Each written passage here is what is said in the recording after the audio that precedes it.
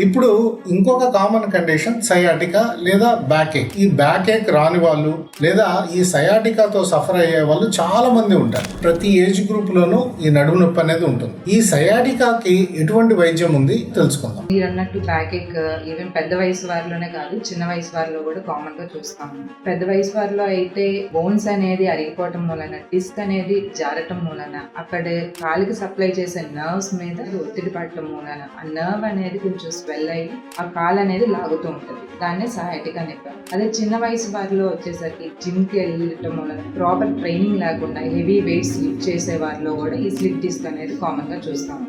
వీటిలో initially tablets, rest తోటి యూజువల్గా 80% ఆఫ్ ద పెయిన్ రిలీఫ్ అవుతుంది. ఈవెన్ 3 వీక్స్ తర్వాత కూడా రెస్ట్ తోటి కానీ ఫిజియోథెరపీ తోటి టాబ్లెట్స్ తోటి నొప్పి తగ్గకపోతే మన పెయిన్ మేనేజ్మెంట్ లో ట్రాన్స్ఫోరమినల్ ఎపిడ్యూరల్ ఇంజెక్షన్స్ ద్వారా ఆ డిస్క్ దగ్గరికి ఫ్లోరోస్కోపిక్ అంటే ఎక్స్రే గైడెన్స్ లో ఎక్కడైతే డిస్క్ బల్జ్ అయ్యి నర్వ్స్ ఇంపింజ్ అవుతుందో ఆ నర్వ్ దగ్గరికి వెళ్ళి ప్రిసైజ్ గా ఇంజెక్ట్ చేయటం మూలాన ఆ నర్వ్ అనేది స్వెల్లింగ్ అనేది తగ్గి ఆ సయాటికా పెయిన్ అనేది తగ్గుతుంది. తర్వాత core muscle strengthening exercises, back muscle strengthening exercises ద్వారా మెయింటైన్ చేసుకోవటం వల్ల పెయిన్ అనేది మళ్ళీ రికవర్ అవ్వకుండా జాగ్రత్త తీసుకోవచ్చు.